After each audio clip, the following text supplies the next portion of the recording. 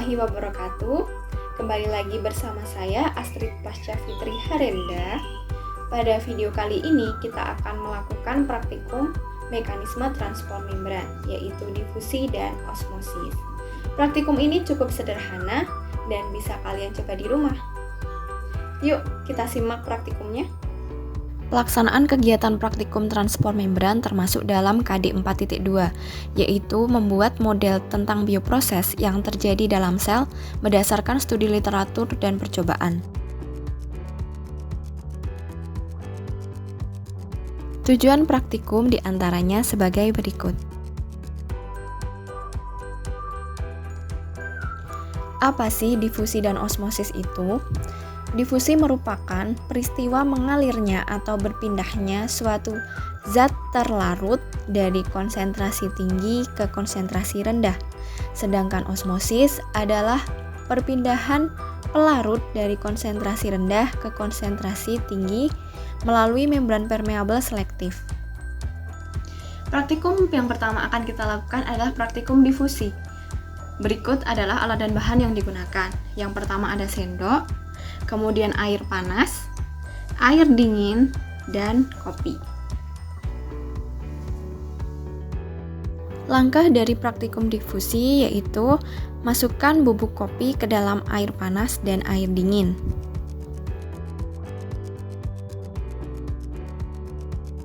Kemudian kita tunggu selama kurang lebih 15 menit dan amati perubahan yang terjadi. Baik, setelah 30 menit berlalu, kita bisa lihat perbedaan karakteristik dari kedua larutan kopi yang kita tuang pada air panas dan air dingin. Nah, bisa kita lihat kopi yang air panas sudah larut dengan sempurna, tidak ada serat-serat atau endapan yang ada di dalam cairan kopi. Nah, kemudian kalau untuk yang larutan air dingin, masih ada serabut-serabut kopi atau endapan-endapan karena larutan tidak larut dengan sempurna. Mengapa demikian? Praktikum osmosis. Alat yang digunakan untuk praktikum osmosis diantaranya yaitu 1. Timbangan, pisau, gelas, dan stopwatch. Adapun bahan yang kita gunakan selama praktikum osmosis ini diantaranya ada kentang, kemudian air, dan garam. Langkah pertama yang kita lakukan untuk praktikum osmosis yaitu memotong kentang menjadi beberapa bagian. Di sini saya menggunakan 4 potongan kentang, di mana keseluruhan kentang harus memiliki berat yang sama. Untuk berat kentang disesuaikan masing-masing. Di sini saya menggunakan berat 6 gram untuk masing-masing kentang. Oleh karena itu, berat kentang yang lainnya juga harus 6 gram. Selanjutnya, kita ambil 2 buah gelas, kemudian isi gelas dengan air masing-masing sejumlah 100 ml.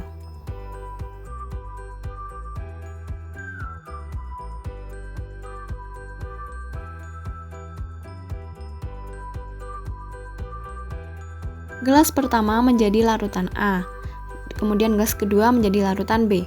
Larutan A akan kita beri garam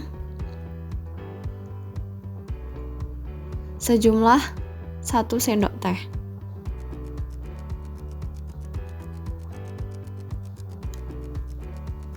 Kemudian kita aduk.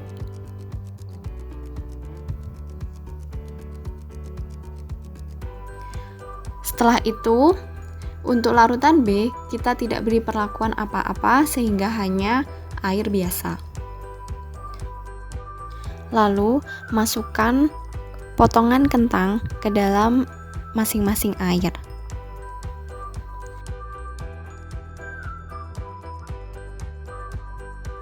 Selanjutnya, kita tunggu selama 30 menit.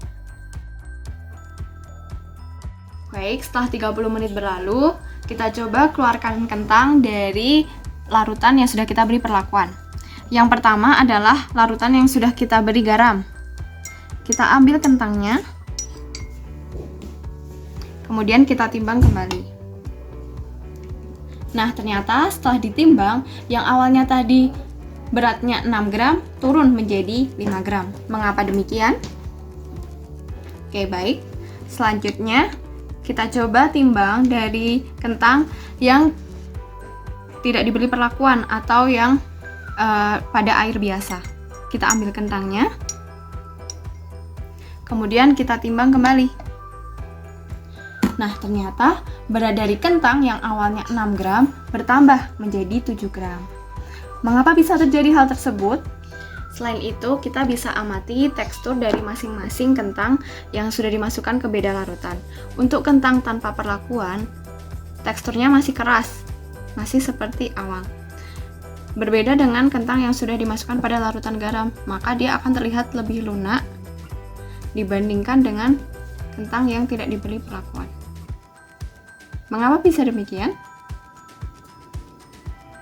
Nah, sekarang tugas kalian melakukan praktikum difusi osmosis, kemudian buatlah analisis hasil dan kesimpulan dari praktikum yang kalian lakukan. Selamat belajar!